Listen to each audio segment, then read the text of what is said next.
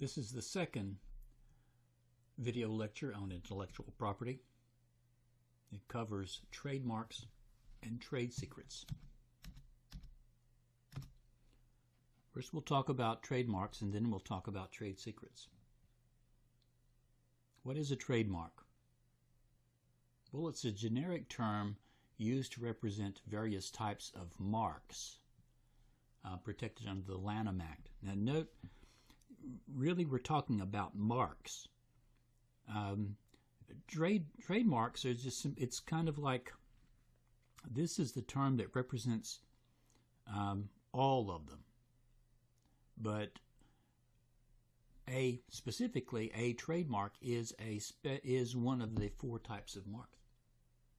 So I'll speak generally or generically of trademarks, meaning represents all of the marks, unless I specifically mention a particular type of mark. Trademark includes any word, name, symbol, device, or any combination thereof adopted and used by the manufacturer or merchant to identify his goods and distinguish them from those manufactured or sold by others. All right, and specifically here, this is trademark, distinguished from service mark, which would simply be dealing with services and providers of services. So, if from a service mark standpoint, if I just mention for a medical consumer product, help, I've fallen and I can't get up, the first thing that would probably come to most of your minds is this is the slogan for Life Alert.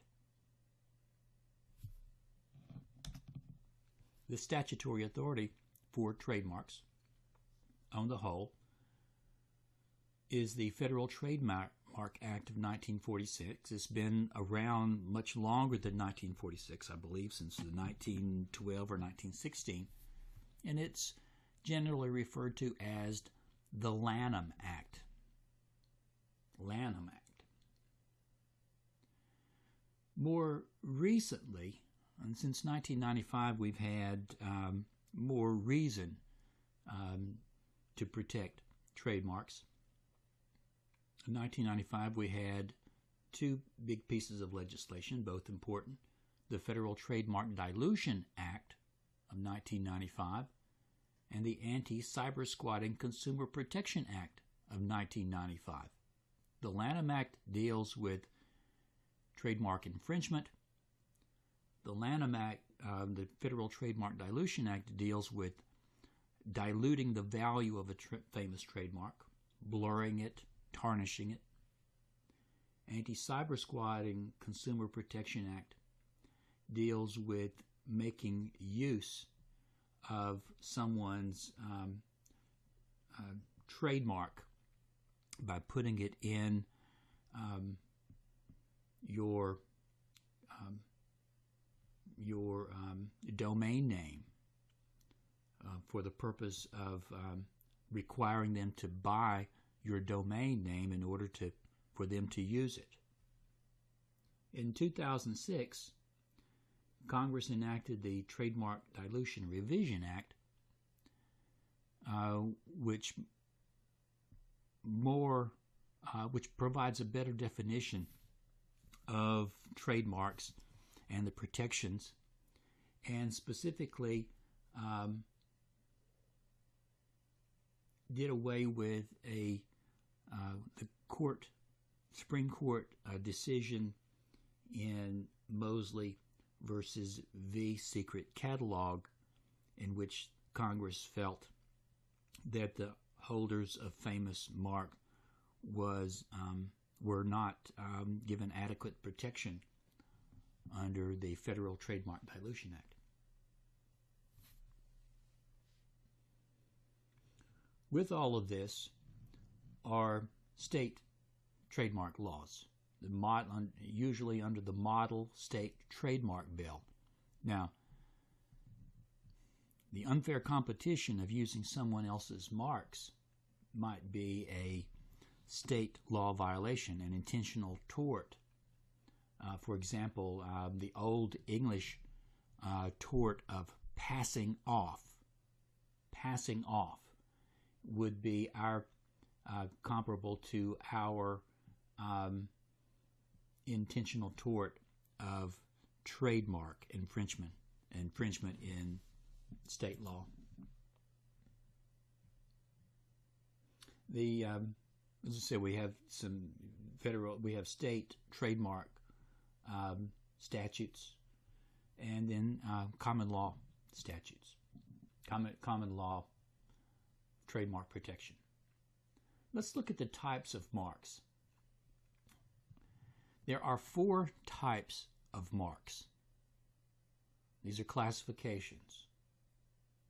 The trademark is used to identify goods. And usually what you see with the trademark is you see the trademark followed by the noun. This gives the greatest protection and prevents genericism, a worst case scenario for famous trademarks. Coke, soft drinks. Coca-Cola, soft drinks. Coke apparel, Coke general merchandise. Goodyear tires. McDonald's hamburgers. McDonald's french fries. Chevrolet automobiles. Chevrolet automobile parts. Then service marks. It's a mark used in the sale or advertising of services of one person and distinguish them from services of another. So whatever you've got for trademarks, you can have for service marks. Examples. And again, note the trademark, which is usually the trade name, followed by the noun to give it the greatest protection and to stop genericism. Hertz, automobile rental services. Regions Bank, financial and banking services. McDonald's, restaurant services. Note that McDonald's was used as a service mark for their restaurants and then as trademarks for their products. Then you have the collective marks. These are trademarks or service marks used by members of a cooperative, an association or other collective groups, or an organization. And these marks of the collective mark are used to indicate membership in a union or an association or organization. For example, International Olympics, the 5 rings. The Boy Scouts, scouting.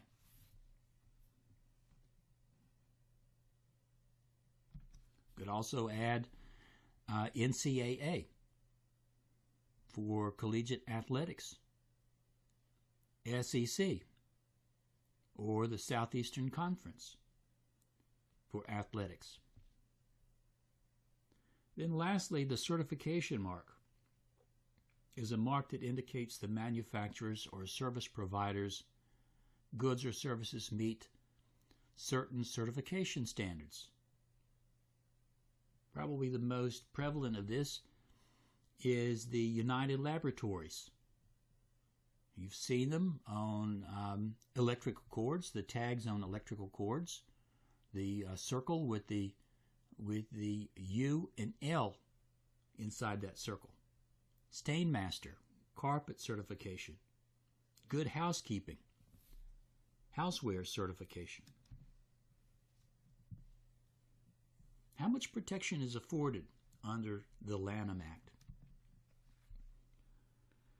The level of protection or degree of protection afforded under the Lanham Act and under state law as well rests in part on the strength of the mark based on classification as non-distinctive or distinctive marks. Distinctive marks get greater protection than non-distinctive marks. Non-distinctive marks are not registrable. They don't stand out. Might cause too much confusion. For example, someone's last name or someone's first name.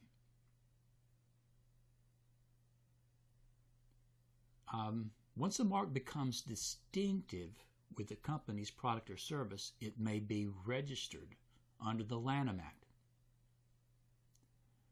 This put another way is once it has secondary meaning.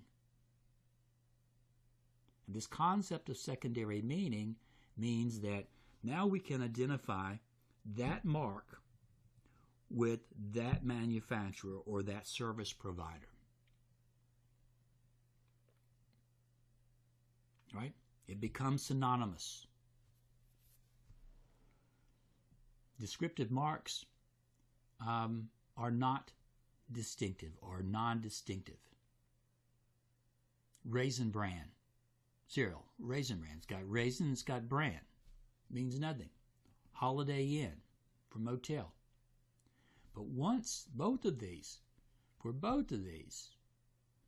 they have become, their secondary meaning has been developed. Right? Holiday Inn as a motel has now come to mean a particular type or franchise of motel.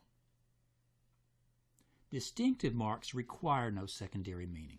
Let me give you one more example of a non-distinctive mark. Don't know if you are familiar with NFL history or the Denver Broncos. Before there was Peyton Manning, there was a great quarterback out in Denver named John Elway. And a seller of football jerseys sold an orange jersey. It did not contain anyone's name or any team's name, but it was orange, an orange crush color, and then it had the white rings on stripes on the sleeve, and without any other name or designation, it had a number 7 on the back. And the National Football League properties went after the manufacturer, the seller, a manufacturer of that jersey, for trademark infringement. A court held that under the circumstances of color and style and the use of that number 7, that there was, in fact, secondary meaning to reflect that this could be nothing else than John Elway's jersey, a replica of John Elway's Denver Broncos jersey, and therefore it was protected. Now back to distinctive marks. Distinctive marks, meaning that they stand out, require no secondary meaning to be registrable. The 3 types of distinctive marks, and this is what a firm would strive for when they develop trademarks, right? Logos in particular, to be distinctive. Arbitrary marks. V8 juice. Old Crow whiskey. What does V8 have to do with juice? Standing alone, it means nothing. Or Old Crow whiskey. Right? These are words, these arbitrary marks are words and names and symbols or devices that are in common linguistic use, but which, when these used with goods and services, neither suggest nor describe any ingredient or quality or characteristic of those goods and services. Arbitrary. Secondly, their second type of distinctive mark is the fanciful mark.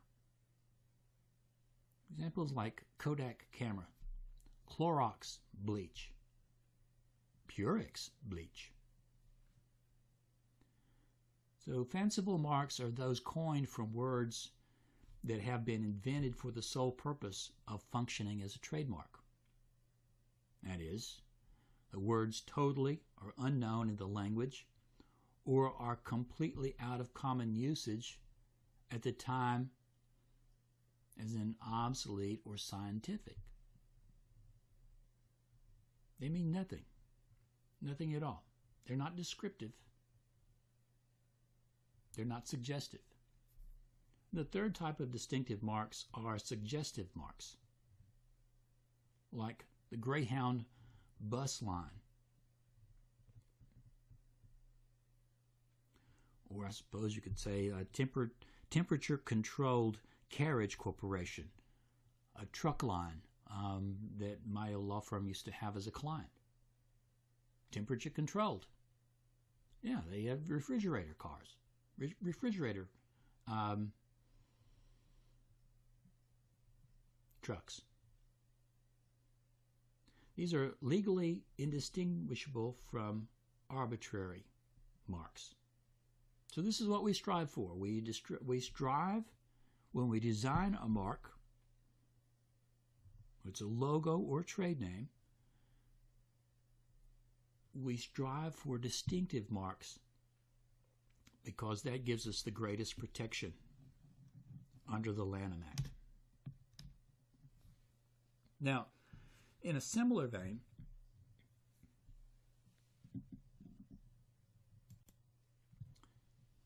similarly, we have a trademark known as trade dress. It's a particular type of mark covered under the Lanham Act, protected under the Lanham Act.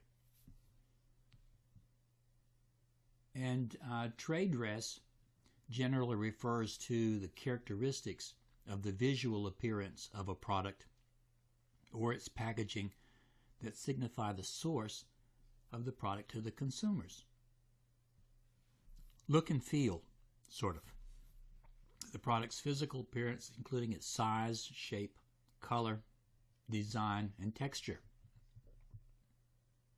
It may also refer to the manner in which the product is packaged, wrapped, labeled, presented, promoted, or advertised, including the use of distinctive graphics, configurations, or marketing strategies.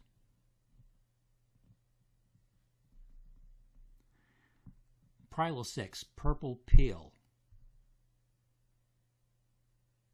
All right, so with Prilosec, the purple of the peel would be its trade dress. It's the only, Prilosec would be the only manufacturer of the acid blocking drugs that would be purple in shape.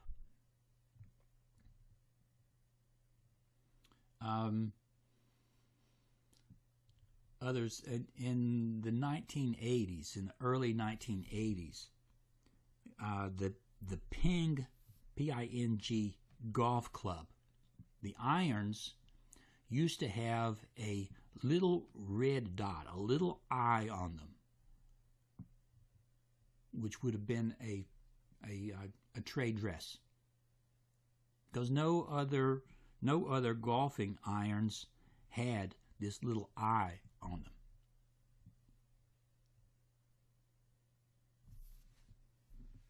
Now, to prove infringement on trade dress under the Lanham Act, the holder of the mark has to show secondary meaning. That's what this Walmart versus Samara Brothers case is, which is a featured case. You should get a brief, a student brief. But to summarize, in that particular case, Samara Brothers had designed a shoe, and they went to Walmart with the shoe, trying to pitch the shoe to Walmart.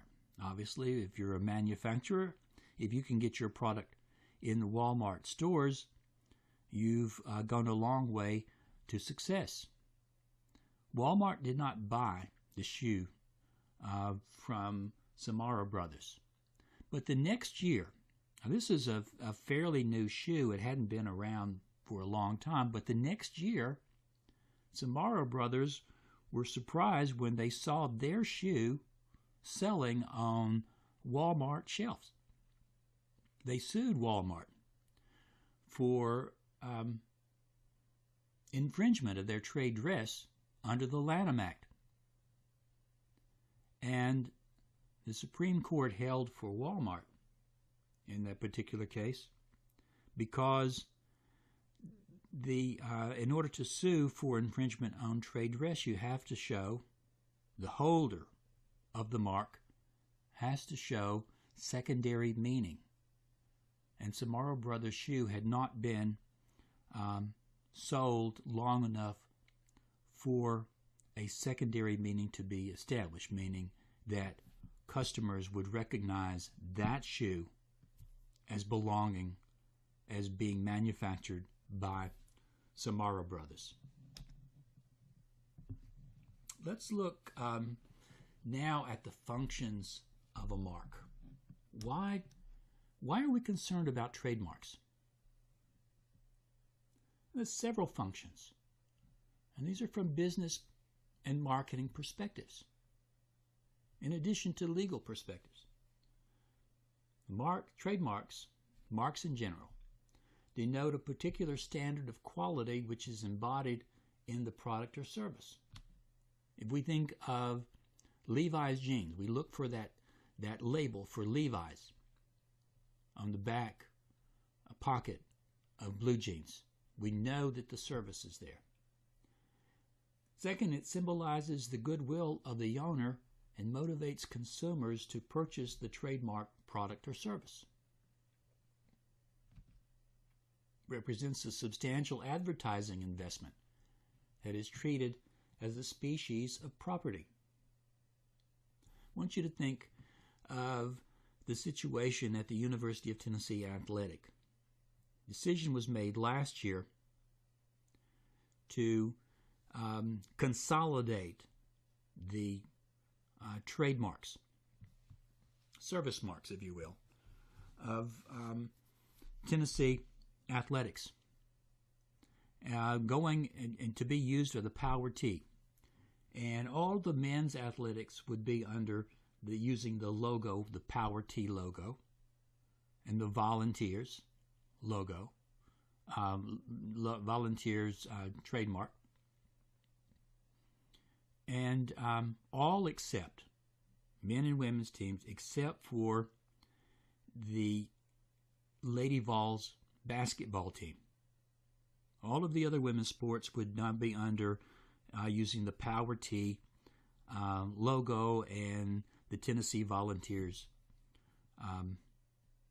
trade name, service mark. And of course, the Lady Vols basketball team were happy because they continued the tradition. The former Lady Vols other female athletes were disappointed that they could not identify themselves as Lady Vols anymore. The purpose behind all of this was to build a stronger trademark and to build up goodwill. Number 4, function of the trademark, it protects the public from confusion and deception. It ensures that the consumers are able to purchase the products and services they want and enables the courts to fashion a standard of acceptable business conduct. If you see the Levi logo on the blue jeans, you know that it should be a consistent product. You should be able to trust the product, and you know who manufactured it. Let's consider the life and then of trademarks and the registration. First, the registration. Registration of the mark with the U.S. Patent and Trademark Office in Washington, D.C. is required in order to get federal protection of the mark. Without this, the holder of the mark has to rely on state statutory law or state common law, which does not provide as good a protection as the federal law under the Lanham Act.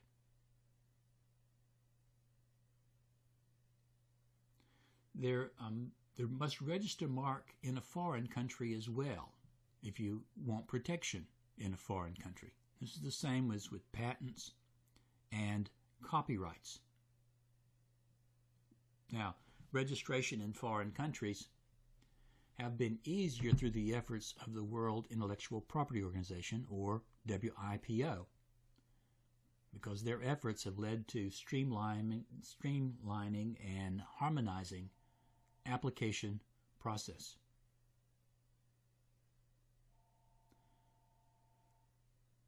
Not every trademark or logo can be registered, however. There are limitations under the Lanham Act to do so. For example, those marks that are slanderous, bring ridicule or contempt upon certain groups, are not registrable. And if the trademark is registrable, it has already been registered, the Patent and Trademark Office has the authority to withdraw the registration. For example, let's take a few cases and then get into the Washington Redskins case. What would you think about a trademark for a brassiere, a women's brassiere? The trademark that was attempted to be registered was the trade name of the brassiere, the booby trap. Booby trap for a brassiere. Not sure the name spelling was kind of odd because it was B-U-B-Y rather than the B-O-O-B-Y, but beside the point. And of course that may very well be, misspelling it may very well have been the way to create a distinctive mark as opposed to non-distinctive. Now, women's groups challenged the registration of this mark because they said this would be slanderous toward women. And the U.S. Patent and Trademark Office agreed with them. Now, later, during the Clinton administration, the manufacturer of condoms tried to register the trade name or tried to register the trademark Old Glory Condoms. Old Glory Condoms. And on the package, there was an American flag. Veterans Group challenged this one as being slanderous and would bring ridicule and contempt upon the Veterans Group. Now, the Board of Trademark Appeals held that it would be registrable because, as a matter of social policy and political policy, since we wanted to encourage more people to use condoms for health reasons, then we should encourage the sale. And so they allowed that one to go forward. Now let's look at the, it's actually a high-profile case of involving the Washington Redskins. Now this, I assigned my article, What's in a Name, it's trademark limitations, that address these two. But these are two different cases. First, that stayed in litigation for what seemed to be 10 years is Harjo versus Pro Football Inc. Pro Football Inc. being the owner of the Washington Redskins National Football League club.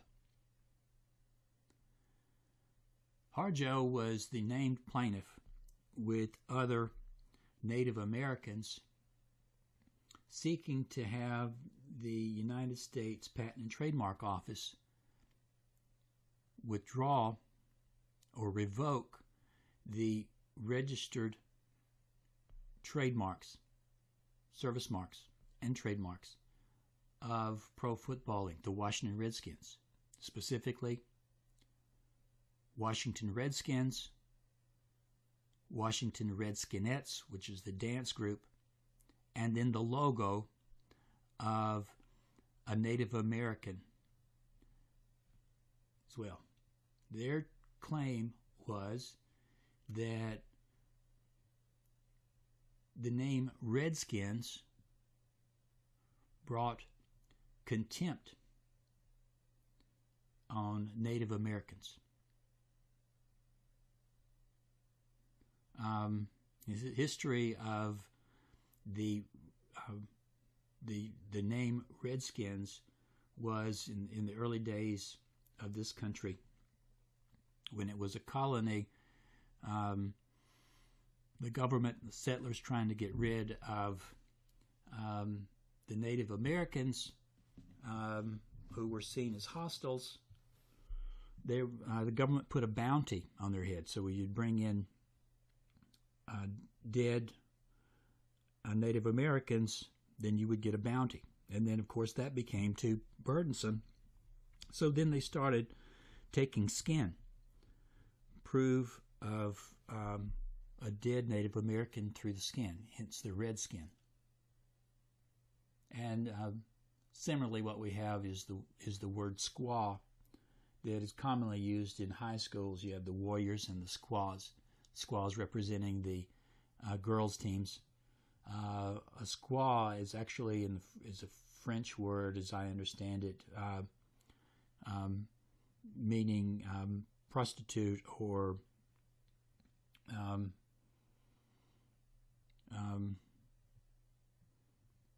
vagina for in derogatory terms. And so obviously, if you were a dad, you wouldn't want your daughter playing on the basketball team to be called a squaw, would you? Well, the Harjo class first took the case in before the Board of Trademark Appeals. All right, it's a tribunal, trial court, if you will, specialized trial court tribunal of the United States Patent and Trademark Office. And as long as the court held, as long as there's a showing of a substantial number of Native Americans who objected to the use of the name because of the contempt and slander, then that's all they had to show.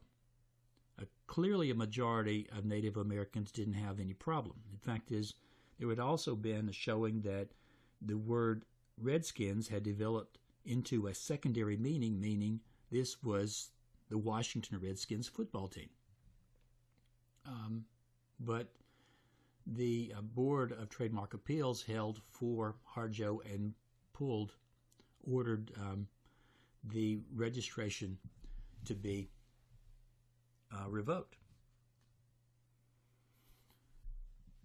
This case was appealed to the U.S. District Court, and the U.S. District Court overturned the decision of the Board of Trademark Appeals. Let it stand. But the court held in Harjo that it was because the Pro Football Inc., the Redskins, had used their marks so long and no one had complained about it. It had been around since the 1930s.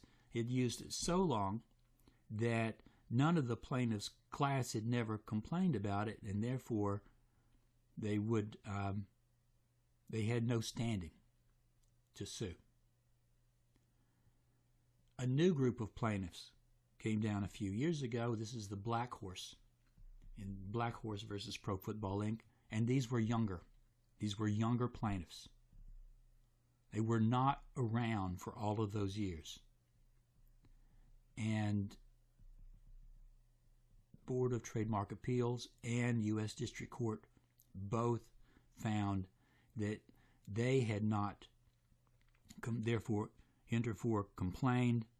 They had not been living so long as to accept it through laches. Laches is an equitable defense. It basically says you cannot rest on your rights. If you rest on your rights and you wait too long to file a suit, in this particular case, to challenge the validity of a mark or the registrability of the mark, then your case should be barred. Here, Board of Trademark Appeals and United States District Court held that they were not so old that they were barred by laches. His turn. Question is, what result? It is no protection. We're waiting to see what happens on appeal to the United States Court of Appeals for the Federal Circuit. It's an interesting case. Let's look at the life of the mark. A trademark in the U.S. has a 10-year life.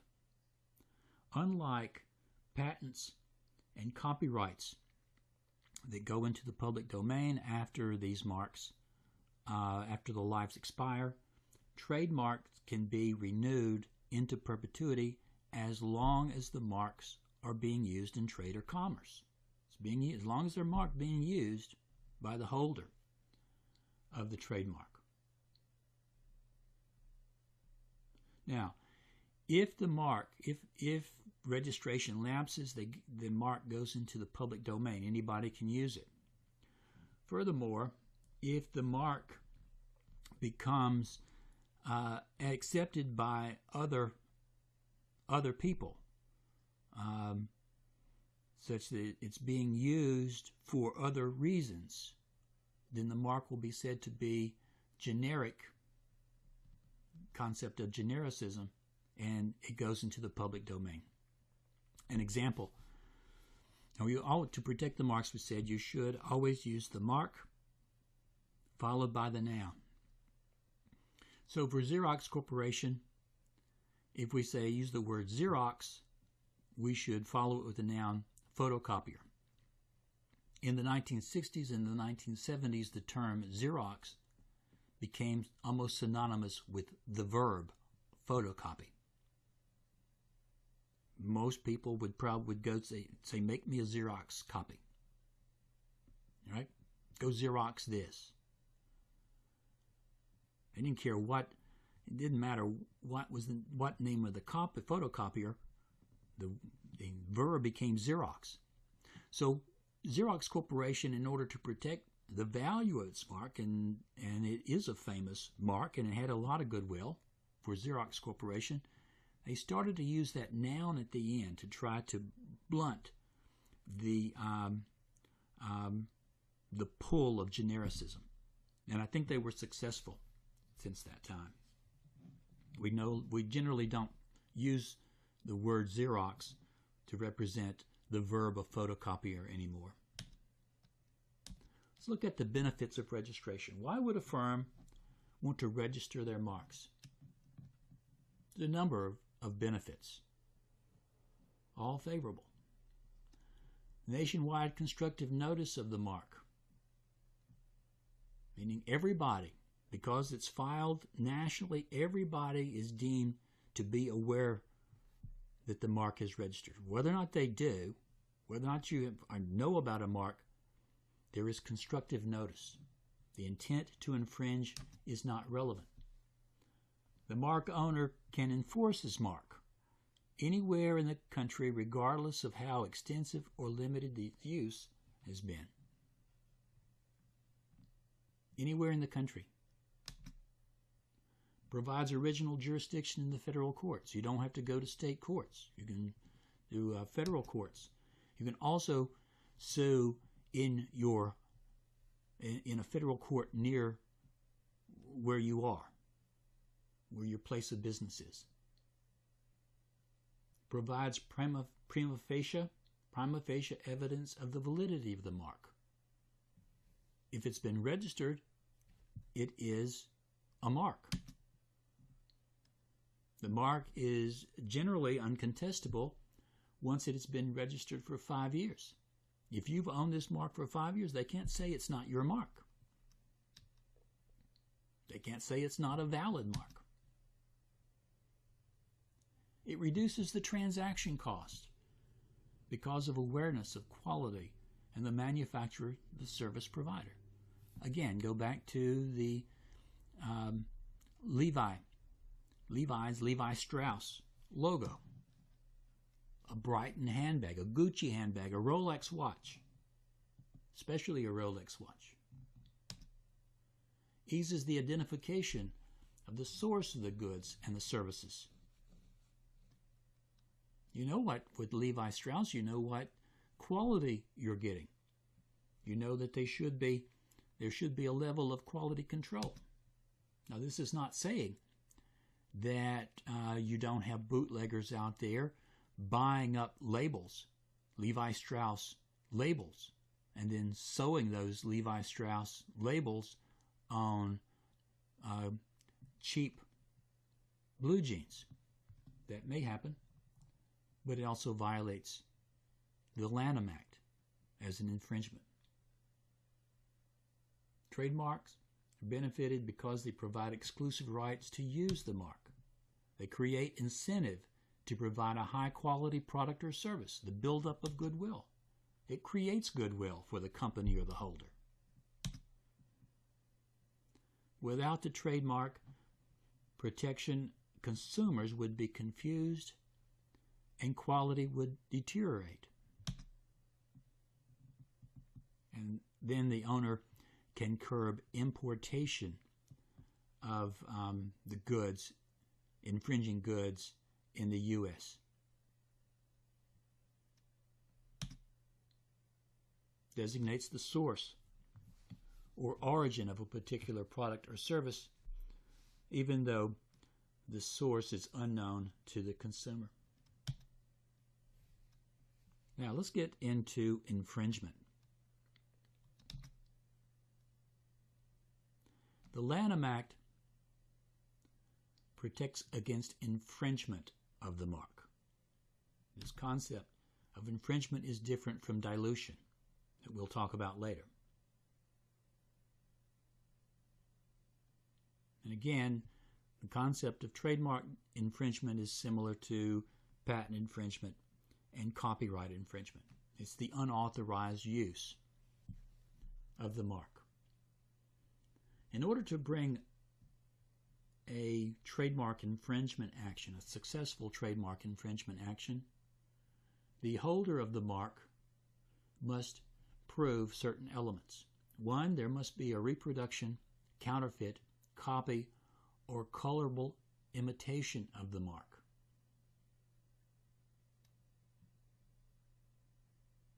Two, the reproduction must occur without the consent of the registrant. So the first one was the use. The second is without consent. Third, the reproduction must be used in commerce. If I draw a picture of my favorite baseball team's logo, the St. Louis Cardinals, and I used to do this as a kid all the time. New York Yankees the same way, the NY. But St. Louis Cardinals, if I just draw it on a piece of paper, it's not used in commerce. I don't have any consent. I haven't been given consent to draw it, but it is a reproduction or a copy or a colorable imitation of the mark, right? But it's not used in trade or commerce. Now, if I went to somebody with a professional sewing machine and skills, and I said, I want you to make me some labels, St. Louis Cardinals labels. I want patches. I want patches that would go on a ball cap. And I want you these colors. I want the St. Louis colors, and I want that particular stitching. And they made those. They made those patches, the STL patches. And if I put them on some caps and I sold the caps, at that point I would be meeting requirements 1, 2, and 3. I would have a reproduction or counterfeit. It would be without consent, and it would be used in commerce. Number 4, the use must be in connection with the sale, offering for sale, distribution, or advertising of goods and services. My hypothetical would meet number 4. And lastly, the use of the reproduction must be likely to cause confusion or to cause mistake or to deceive. In my hypothetical, that would be the same way.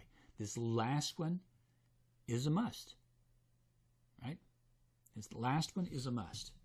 Likely to cause confusion as to source. And if you cause confusion as to source, you cause the mistake or you are attempting to deceive. What does it mean, likely to cause confusion as to source? There are relevant factors in determining whether a third party's use of a mark is likely to cause confusion with the registrant's products or services. In a case of University of Arkansas versus Professional Therapy Services, this is in trial court, U.S. District Court in Arkansas in 1995. This is a case involving the University of Arkansas's lawsuit against a provider of physical therapy in Fayetteville, Arkansas, I believe. The trade name that this company was using, the defendant's company was using, was Razorback Physical Therapy or Razorback Physiotherapy. Now, it's not an uncommon thing in states in which you have athletic programs, collegiate athletic programs, to build on the goodwill of the athletic programs. We do that in Tennessee all the time. I'm sure they do that in Mississippi and Nebraska and so forth. You build on the goodwill of others. The court here held for the University of Arkansas, basically ordering the change of the name. That's what the University of Arkansas wanted. And the court found that there was likely to cause confusion as to source with the use of the name Razorback. And these factors that the court considered are the strength of the owner's mark. The Arkansas Razorbacks had been in existence for decades and decades. The mark had been registered, I think, since the 1960s. So long-term uses and acceptance of the mark and recognition of the mark. The similarity between the owner's mark and the alleged infringer's mark, Razorback, University of Arkansas athletic program, Razorback physical therapy, similar. Number 3, the degree to which the products are in competition with one another. The competitive proximity of the products or service. The University of Arkansas maintained physical therapy operations clinic at its Little Rock office's medical school. Fayetteville, Arkansas was the home of the University of Arkansas, the main campus. And therefore, there was a certain unacceptable proximity. And they provided similar services. Number 4, the alleged infringer's intent or lack thereof to pass off the trademark owner as the source of the goods or as the sponsor of the goods. This is probably wasn't a lot. Simply we're building on the goodwill of the University of Arkansas. Number 5, the incidence of actual confusion. You know, if it's in Fayetteville, Arkansas, they may very well think that they're dealing with the University of Arkansas. and the degree of care likely to be exercised by potential consumers. And persons seeking this service would not pay much attention. Razorback is Razorback to them. Now, I want you to contrast that with what I saw when I lived for a while in Central Arkansas, in Little Rock. And I worked there as well, from the mid-'70s to 1981, as an auditor stationed out of Memphis. There was a company in Little Rock, a cement company, called Razorback Concrete.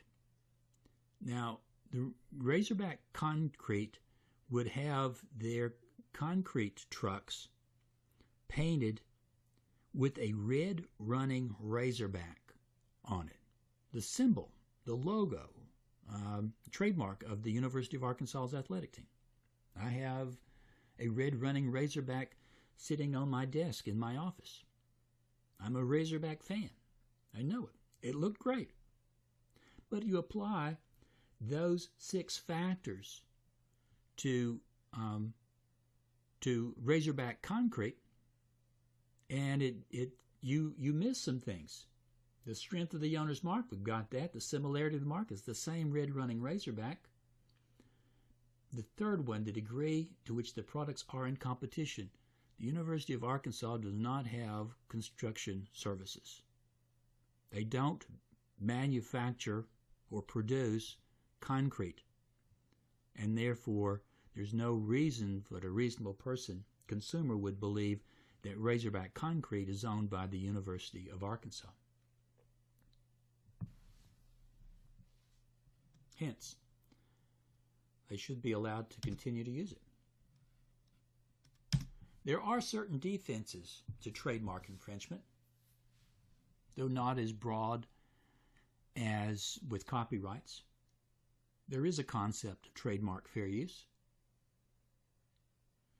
If the use of the trademark is not in trade or commerce, meaning it's personal, use or scenes in a movie, for example, which is very common. You see it, say, in New York City, you see the stores that you recognize and so forth.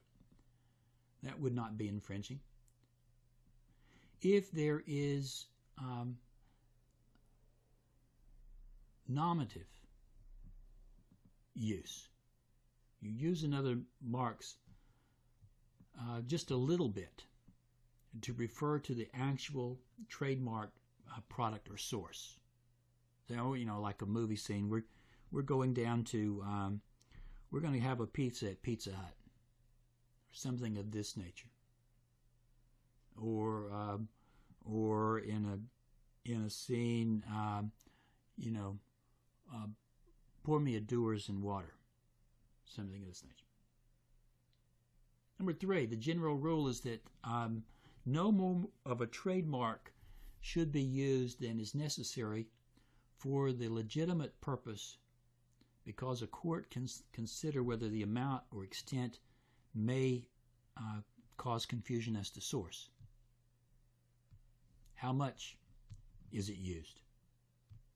And lastly, someone's trademark can be used in advertising for comparative purposes, but you need to show the ownership of the mark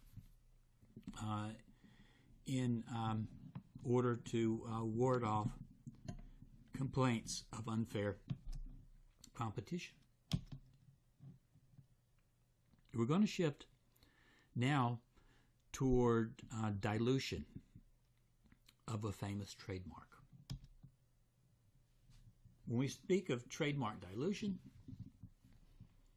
which is actionable, it's a weakening of a famous mark's ability to identify and distinguish goods or services, regardless of the competition in the marketplace or the likelihood to cause confusion. Right?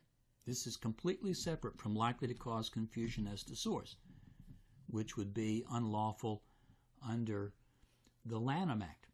Dilution typically occurs as a result of blurring or tarnishment of a famous mark.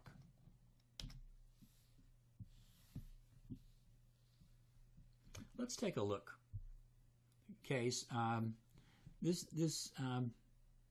The defendant in this case, I have it as Candyland.com. I think the case is Hasbro versus Internet Entertainment Corporation or something of this nature. It's generally referred to as the Candyland.com case. Now, you recognize the name Hasbro. They manufacture board games, children's games, and so forth. A recognized company's been in existence for a long time. A lot of you probably have played Candyland, or you play it with your kids, something of this nature. Hasbro is, as a toy company, as a board game company, long history. Candyland is one of those famous trademarks. It's been around a long time. They still sell it. Now, Candyland.com, or which is the trade name of Internet Entertainment Corporation, operates a pornographic website. So if you can imagine a woman with young children, she wants to learn about the rules for Candyland, in order to help play with her kids, or to where to buy it and find out some specifics about it. She clicks on Candyland.com, thinking that she's going to the board game website, and she gets there and she meets Candy. Candy being one of the ladies on Candyland.com. So she complains to Hasbro about it. Hasbro, understanding it, now files a lawsuit against Candyland. If the lawsuit is filed based on the Lanham Act, there has to be a showing of likely to cause confusion as to source. How much competition does Candyland.com cause for Hasbro? Hasbro doesn't sell any porn, at least that most of us think about. Candyland.com doesn't do anything for children, and therefore, since they're not competing, and there's no loss of sales because of it, there is no likelihood to cause confusion as to source. The 1995 Federal Trademark Dilution Act made dilution of a famous trademark an actionable offense. And therefore, Hasbro was able to make a claim against the owners of Candyland.com. Now, you can imagine how there could be a violation of the Lanham Act, because there might be likely to cause confusion as to source. Take the board game Twister, right? Most of you have probably played Twister some time or another, or certainly seen the ads. Can you imagine what you could do if you were a porn company with Twister? There's no telling. I don't want to know.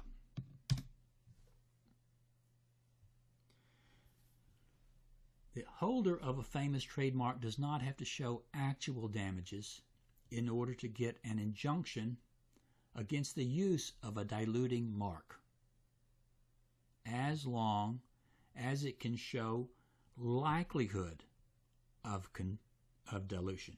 Likelihood of dilution as the standard, not actual damages or not actual dilution. This is the case, it's a featured case of Mosley versus V Secret Catalog. Here, the plaintiff in the case was Victoria's Secret. You all know that store. Some of you have probably bought merchandise there.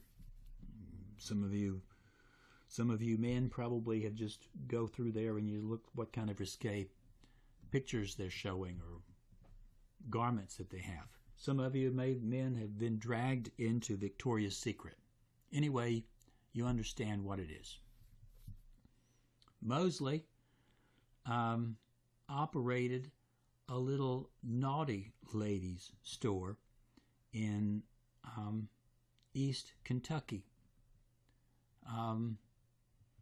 London, Corbin, Kentucky, which is not a large town. It's kind of like Jackson, Tennessee, maybe. Not very big. And there's a store that Mosley owned called, then it was called Victor's Secret. And it was a naughty ladies store. My guess is they're probably something more akin to Fredericks of Hollywood rather than Victoria's Secret. And Victoria's Secret found out about Victor's Secret, and they sent him a cease and desist letter. Stop using the name. So Mosley changed the name of the store to Victor's Little Secret. And the lawsuit proceeded, and the Supreme Court eventually held for Mosley, the defendant in the case, and did not award an injunction or money damages because Victoria's Secret failed to show actual damages.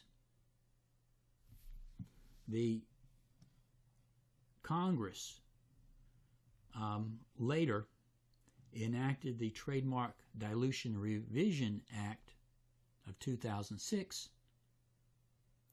and changed the law to undo Mosley versus V Secret catalog, and now gives the rule, as we just talked about, that there's no requirement to show actual damages to make a case under the Federal Trademark Dilution Act, as long as you can show likelihood of dilution. You don't have to show that you actually lost customers as a result of someone else's use of your famous mark. Very briefly, cyber squatting was a problem in the earlier days of the internet. The problem we would have is that larger companies, famous companies, recognizable companies, were slow to go to the internet. And younger persons commonly, saw the value of the internet and the value of obtaining domain names for their companies. So, domain names did not require obtaining a domain name for $25 or $35 in those days. First with Network Solutions, then ICANN. Didn't require any coordination with the U.S. Patent and Trademark Office. If somebody wanted a domain name, they just paid their money, made their application, and they got it, regardless of whether or not the name was a famous trademark of somebody else. So they would register the domain name containing somebody else's famous mark and hope that eventually the owner of that trademark would see that they need to have that domain name because it includes their famous mark, and then they would buy it, hence cyber squatting. Congress outlawed the cyber squatting in the Anti-Cyber Squatting Consumer Protection Act of 1995. Anti-Cyber Squatting Consumer Protection Act of 1995. Give you an example. When the St. Louis Rams National Football League team was making arrangements to move from Los Angeles to St. Louis, someone, I think in the St. Louis area, realized that they were going to be the St. Louis Rams, so he registered the name stlouisrams.com, hoping that once the Rams made the move to St. Louis, that they would want that to buy that domain name, and he would sell it to them for a bundle of money. The St. Louis Rams football club sued him and got that name disgorged, got an injunction disgorging the name. They couldn't use it. Now, the requirements of the Anti-Cyber Squatting Consumer Protection Act requires bad faith. Requires bad faith on the part of the person who registers the domain name. Bad faith is presumed if the mark is not used in a trade or business within 6 months of registering the domain name. Now let's take this for example, and it's been a long time since I did this. It was about 2000 when I did it, I guess, 2000, 2001, 2002. Clicking in holidayinn.com and on a search, in a search engine, you would expect that holidayinn.com back then would have brought you to the national, Holiday Inn corporate, right? Maybe reservations back then. No, what you had in holidayinn.com, you found there was a franchise located someplace in the Northeast. Well, why wouldn't that be cyber squatting? It's because they used the mark Holiday Inn in the domain name in good faith within that 6 months.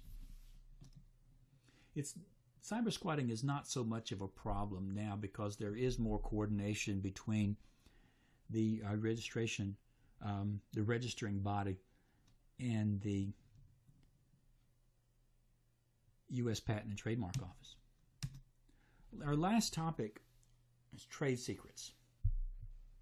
Now, trade secrets are formulas, practices, processes, designs, instruments, patterns, commercial methods, or compilations of information which are not generally known or reasonably ascertainable by others, and by which business can obtain an economic advantage over competitors or customers.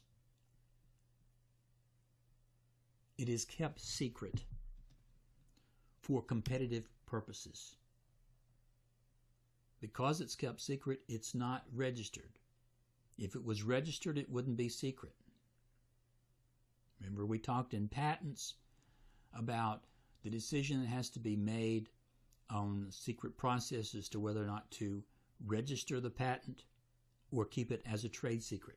Use Coca-Cola as an example. In fact, Coca-Cola represents the most famous trade secret and the most valuable value of any trade secret probably in the world. The statutory protection of trade secrets falls under both federal and state law. Trade secrets usually are thought of and are prosecuted under state law. Under the Uniform Trade Secrets Act, all the states generally follow, most of them almost verbatim, the Uniform Trade Secret Act. Defines what a trade secret is, gives protection, limits the use, provides for remedies.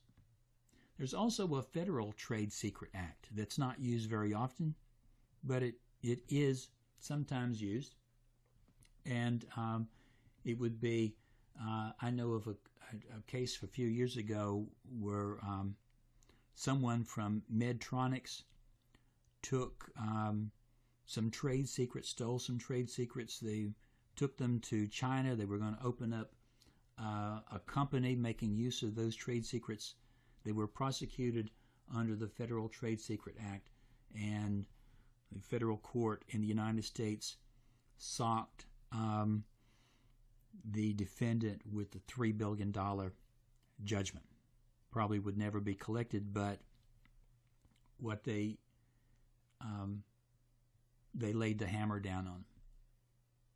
There's one other area that's criminal liability under the Economic Espionage Act of 1996. If you knowingly steal someone's trade secrets, right? You use illicit means to steal someone's trade secrets. There's a violation of that criminal statute.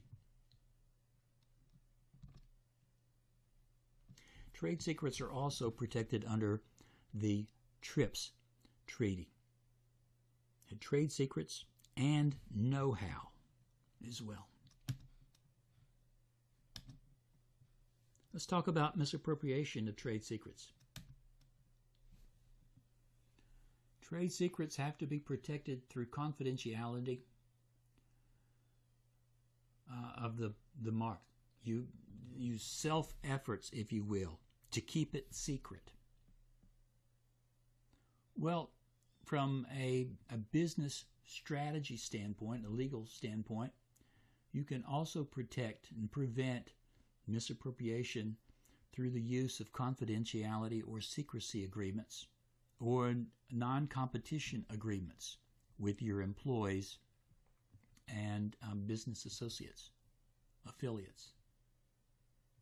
A court generally will provide greater protection for trade secrets contained in non-competition agreements than they will for any other reason.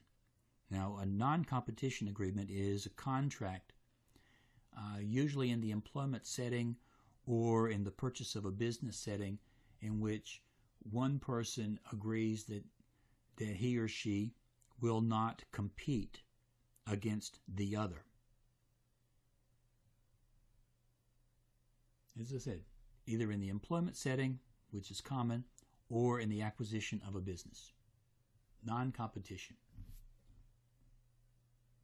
In the case of Vantage Technology LLC versus Cross, this was a Tennessee Court of Appeals case, 1999, the court recognized that it should give greater protection for trade secrets.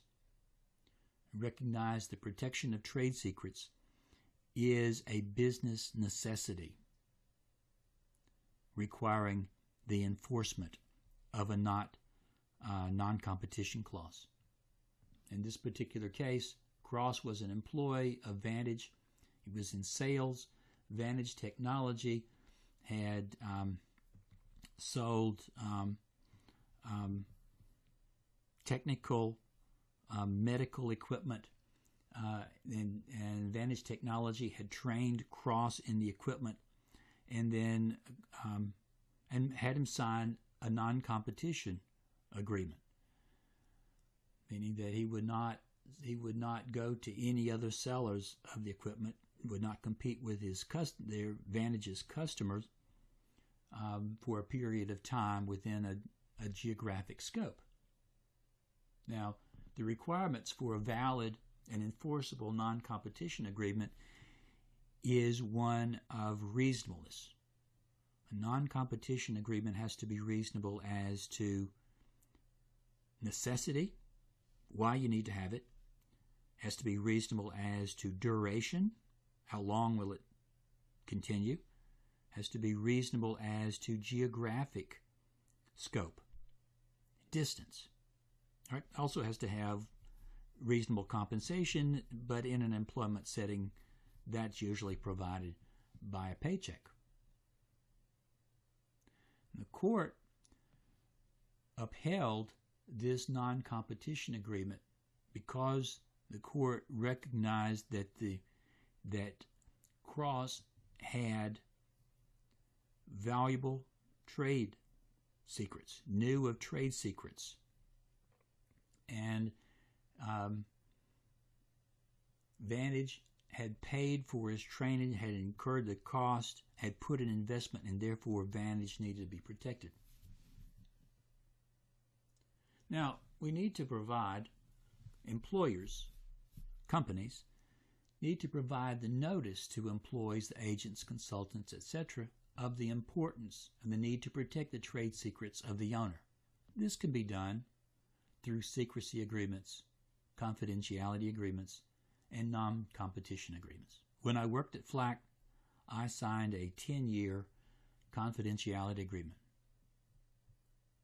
that I would not disclose any secrets of the firm for a period of 10 years. Next week, when we deal with contracts, or this week when we deal with contracts, I'm disclosing to you some of the things about a contract that Flacht had with American Electric Power. The 10-year period for the confidentiality agreement has long since expired.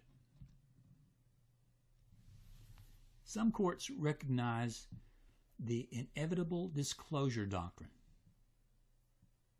If a court believes that there is no way for an employee not to disclose trade secrets in performing his or her new job, then the court will take action, necessary action, to reduce the likelihood of the disclosure. This is the case of PepsiCo Inc. versus Redmond. PepsiCo manufactured a sports drink. Redmond was an executive within the sports drink area. He knew PepsiCo. He knew PepsiCo's sports drink. Quaker wanted to hire Redmond to develop a new sports drink line for them. They offered him a job. PepsiCo found out about it, and so they went to court to sue Redmond to prevent him from taking that job. The court recognized that there was no way for Redmond not, to use what he had learned at PepsiCo in this job, and therefore they granted the injunction for a period of 6 months, preventing Redmond from taking the job or starting his duties with Quaker. And this 6-month period, PepsiCo would be allowed to take whatever course of action was necessary to protect its interest and to protect its trade secrets.